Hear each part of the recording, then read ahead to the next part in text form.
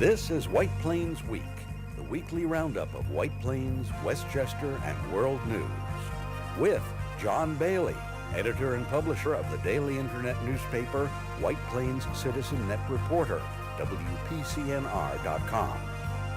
Jim Beneroff, editor and publisher of SuburbanStreet.com and WhitePlains.com. White Plains Week, what's happening? Who are the newsmakers? What's in store for the future? The views and opinions expressed on this program are solely those of the participants. White Plains Week is presented on Optimum Cable Channel 76, Verizon Fios Channel 45, and on the internet at whiteplainsweek.com, youtube.com, and wpcommunitymedia.org. Now, White Plains Week. Good evening, Mr. and Mrs. Ms. White Plains, Westchester, and the world. John Bailey with you, and this is the City News Roundup Show. A lot to do today, so let's get to it. Here are the headlines for White Plains Week, Impeachment Week of January 24, 2020. Dr. Martin Luther King Jr. Day was observed in White Plains, with Mayor Thomas Roach reflecting the mood of many. The impeachment trial of President Trump begins in what appears certain to end in acquittal, but the spectacle goes on. What would Dr. Martin Luther King Jr. say to Congress if he were alive today? Coronavirus strikes in China, and county health department moves quickly to calm panic. Governor Andrew M. Cuomo unveils 3% hike in the state budget and promises gazillions more in spending on infrastructure, schools, green energy, rebuilding New York. White Plains Week delivers a State of the State address. 5 candidates enter primary to fill Assemblyman David Buchwald's seat. David Buchwald collects endorsement of Mount Pleasant Democrats in his primary race with David Carlucci. Westchester County sets goal to have minority and women-owned businesses owners to have 20% of county's construction and professional contracts and 10% of goods supplies. The goal is 30%.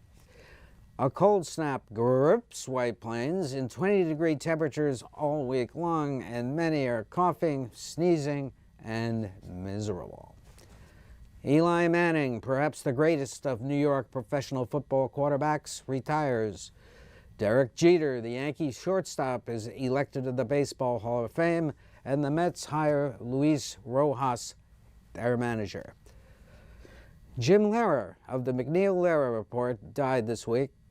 He and Robert McNeil are credited with the first national one-hour newscast. Back in 1975, the McNeil-Lehrer Report. Monday, January 27th, is Holocaust Remembrance Day.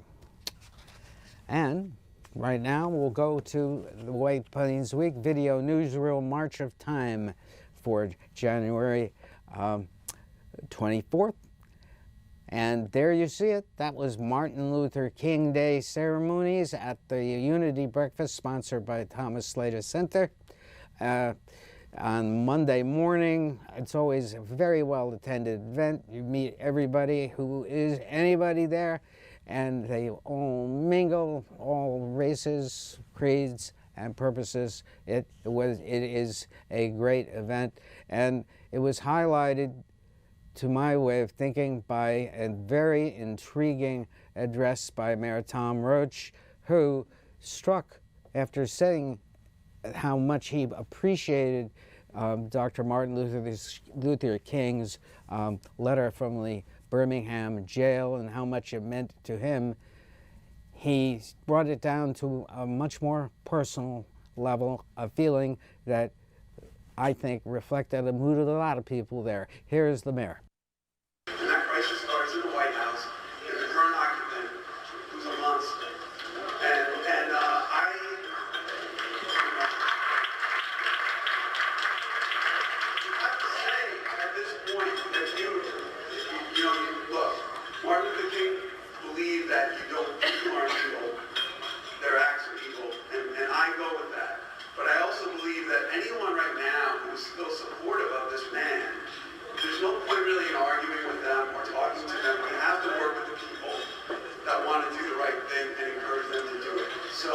Sometimes we use the phrase preaching to the choir. We need to preach to the choir, and we need to preach to the members of the choir that haven't been showing up for practice.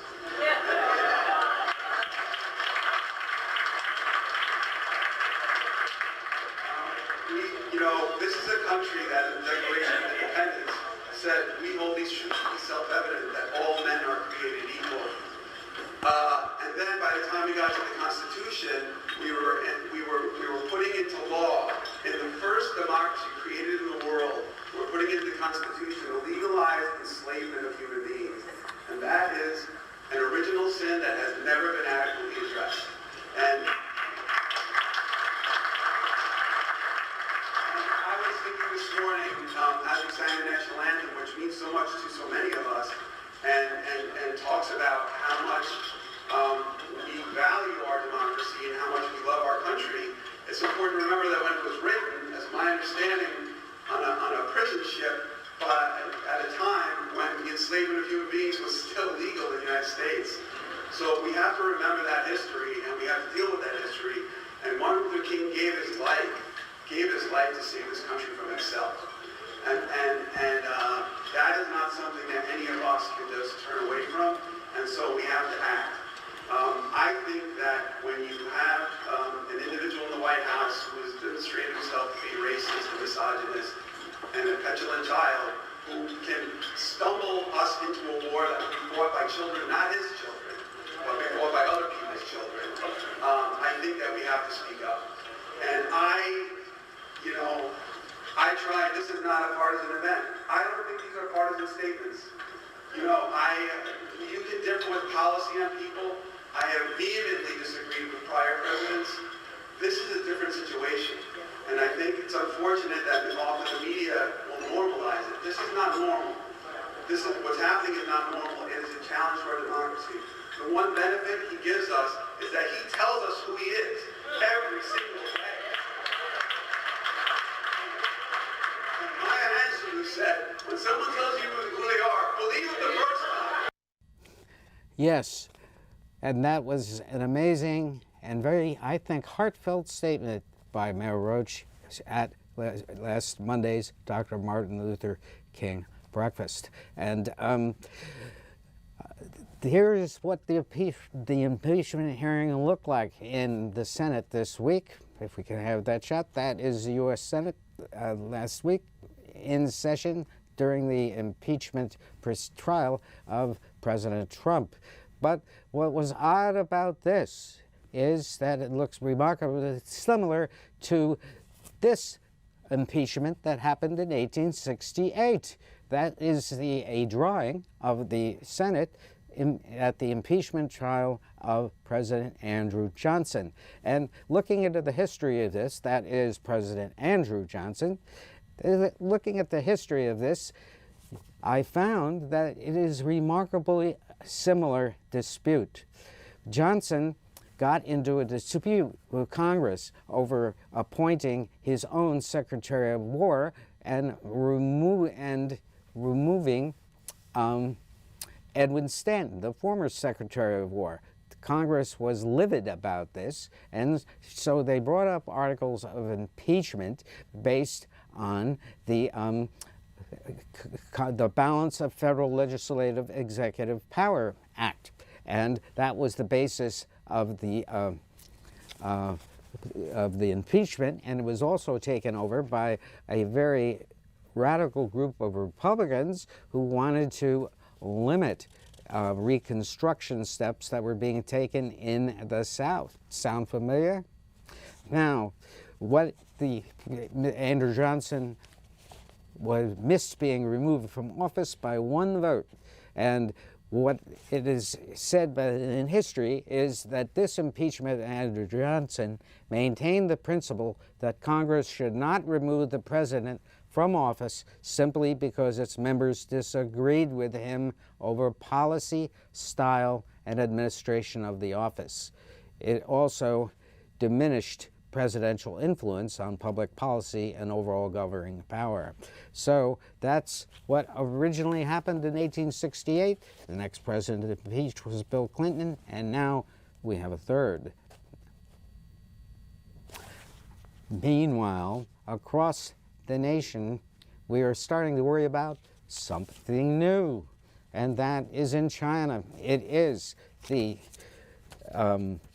virus that is taking over the huge 9 million population city of Wuhan, and China has put a lockdown on that city, and people are already starting to come down with it. In cases, there's been 2 reported in New York, and the county, Westchester County, issued a news release yesterday saying that they are keeping in close touch. They say that there is a web page that for talking about coronavirus to the public, and Shirlita Ambler, the Commissioner of Health, says, while the risk to residents is low, our training prepares us to handle emerging disease outbreaks like this. Anyone who has symptoms and recently traveled to Wuhan or has had contact with someone from Wuhan should first call their health care provider and await further instructions. Now, essentially, if symptoms may include runny nose, headache, fever, cough, sore throat, and a general ill feeling. It may simply, if you feel that way, it might be simply the flu, but you should check it out. But very good job by the county health department putting out this release in a timely manner to try and prevent the panic that is beginning to be propagated by the press, as usual, across the country, but it is good to be careful. Now, next in line, this was budget week. Andrew M. Cuomo, governor of New York State, issued a blockbuster budget. It was a 14-page press release announcing all the budget was going to do.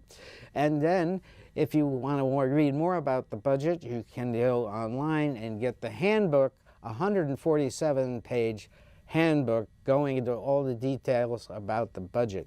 Now, what impressed me about this budget is how much money he is devoting to various efforts, infrastructure, and many cases he's dedicating money, perhaps not this year, but down the road in subsequent years, for things like infrastructure, like $300 billion.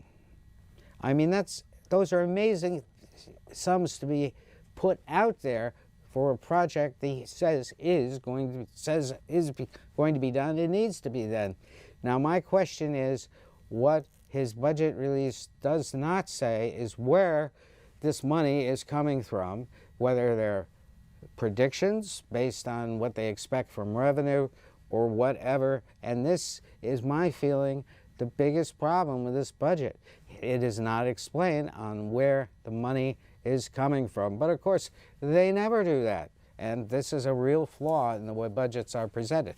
Now, the legislators up there in Albany, I think you should really read this budget really carefully instead of just waiting for it to be handed to you and then you approve it. This is an important budget. You got to take a look at it, ask questions. Please ask questions. A lot of them. But the governor, as I said last week, I think he's the best governor we've ever had. Truly. Perhaps right up there with Teddy Roosevelt. But be that as it may, he does have a tendency to dominate and push things through and also make political decisions at times. And to my way of thinking, the state of the state depends on our confidence in Mr. Cuomo's people, who I feel, certainly, I'm considerably competent about what they do, but they're not forthcoming about, as I say, how they pay for things. Now, that being said, we'll deal more with the state of the state when I get around to reading those 147 pages on the budget.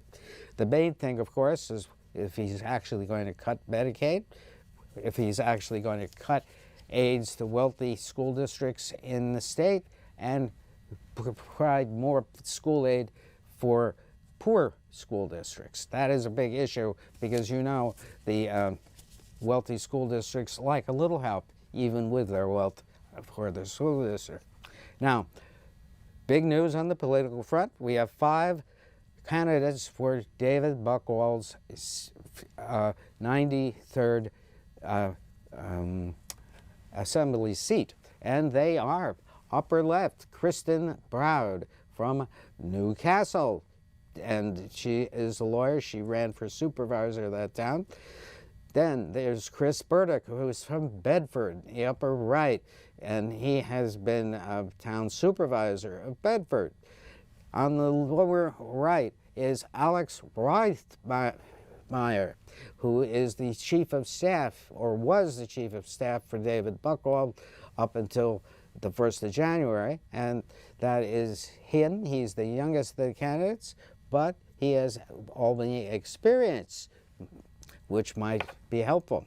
And lower right, we have Mark Jaffe, who lives in Harrison. He is a lawyer, and he's a long-time political figure. And on the lower left, we have Jeremiah Fry Pearson of White Plains, a very well-known national civil rights lawyer. He's won lots of cases, and we interview him. We are starting the interviews of all 5 of these candidates next week. So you can learn all about them on those shows. This is going to be quite a race on the June 23rd primary if all these folks stay in the race. And you can also see some television spots that Jeremiah Fry Pearson already has on the internet. Interesting. And now, moving on with that, we have snow. We have a snow shot. That's it. And that was a picture of a very bleak, cold week in White Plains. And I mean, this was just a raw dampness to the cold, and it was a 6-log week in news headquarters. 6 fire logs, that is. It gets so cold. Now, another intriguing deal with the Westchester County came out. George Latimer and Ken Jenkins, shown here, talked about goals that they are trying to meet at county contract positions, county contract awards, whereby women and minority and women-owned businesses will get 20% for construction and of the construction and professional contracts, and 10% of contracts for supplying goods to the county. And the target overall is 30% for this. Now, I'm trying to find out, I haven't been able to get the answer yet, about how many minority and women-owned businesses have contracts now.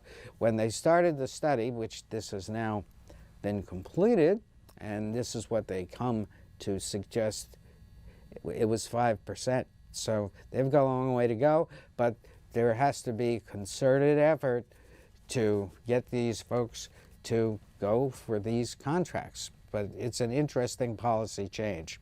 Now,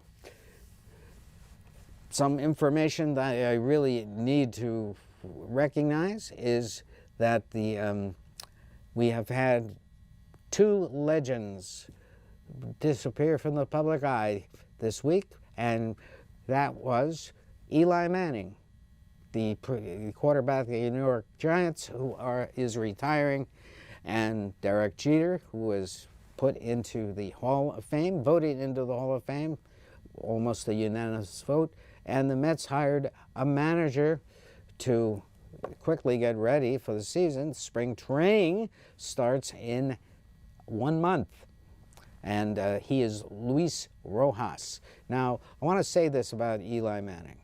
Eli Manning was tough. He played in the National Football League for 16 years. He was never injured, to my recall.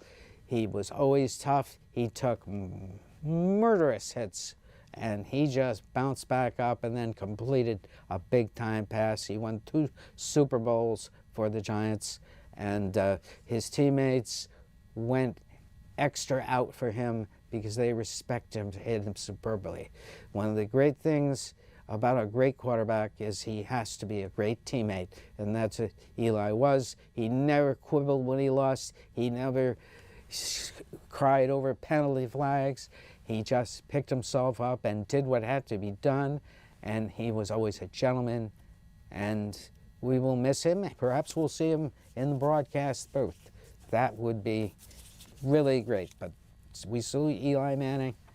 Was a great performer, a great role model. And then, of course, Derek Jeter, terrific Yankee shortstop. It's arguable whether he was the best Yankee shortstop. We had Phil Rizzuto, Mark Koenig, and Frank Crosetti, but Jeter certainly was an icon and deserves to be in the Hall of Fame.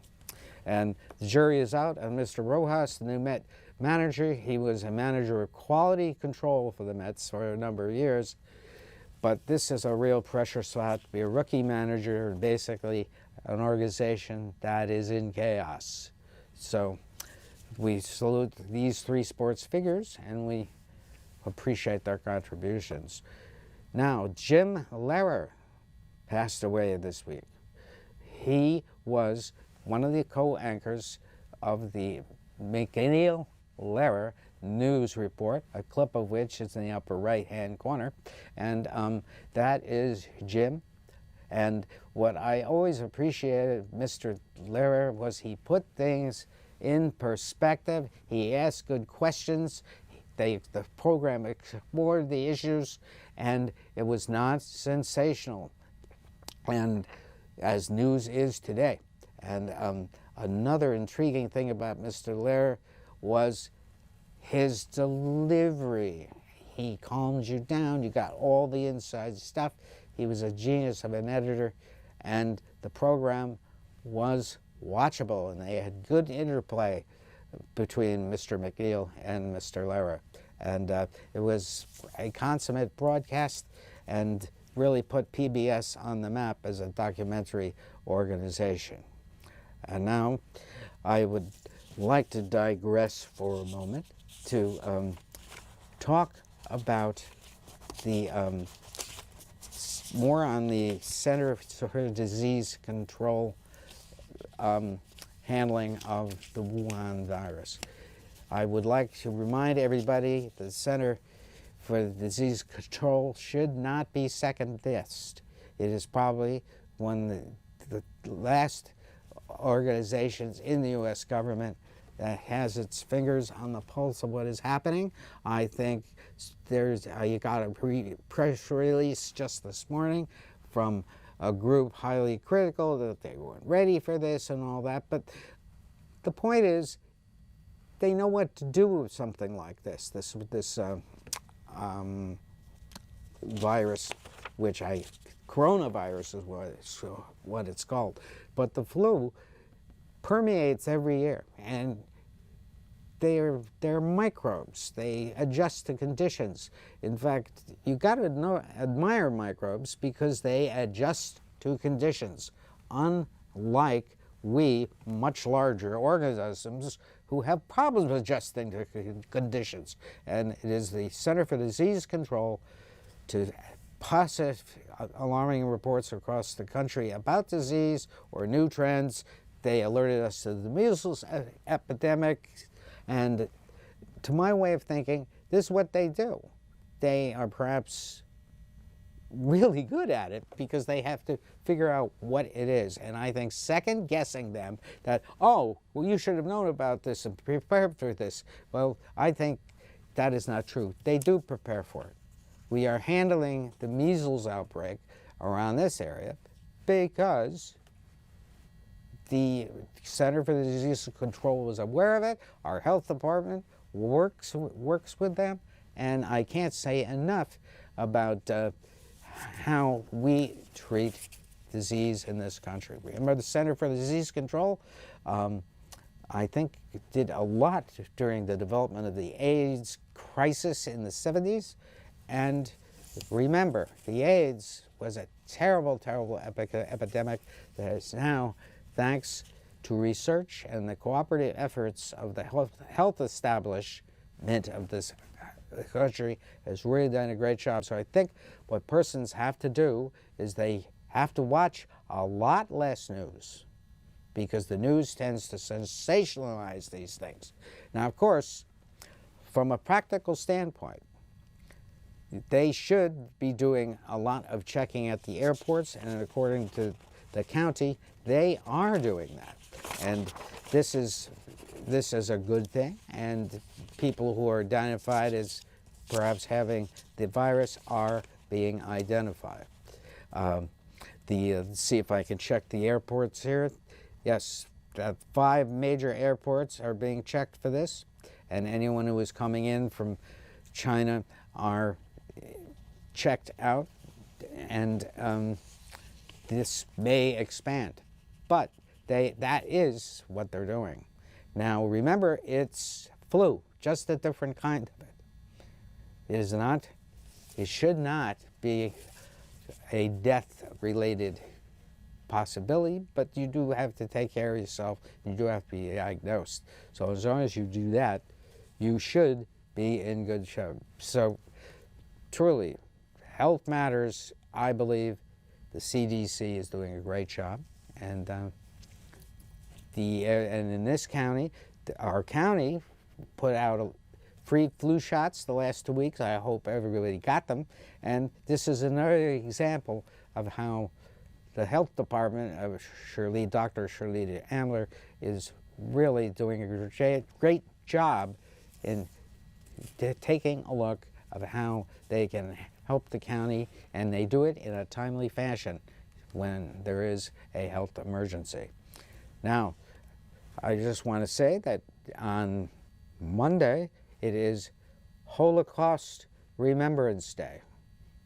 And on Holocaust Remembrance Day, this is the Holocaust Memorial outside the McCallion building in White Plains.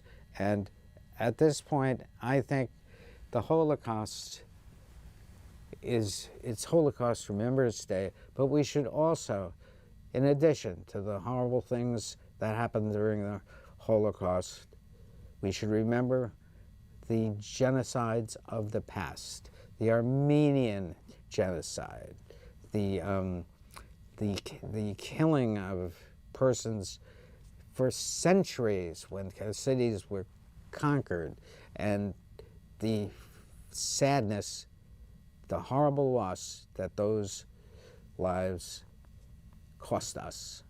And we should not tolerate anything or any rhetoric that espouses going after people because of who they are. John Bailey for Jim Benaroff. Good night for White Plains Week. This has been White Plains Week, news and commentary about White Plains, Westchester, and the world. The views and opinions expressed on this program were solely those of the participants. White Plains Week, produced by White Plains Citizen Net Reporter and presented on Optimum Cable Channel 76 and Verizon Fios Channel 45.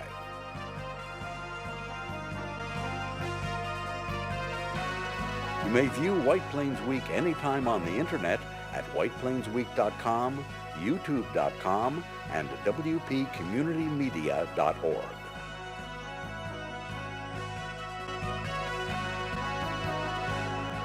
For White Plains Week, this is Peter Katz speaking.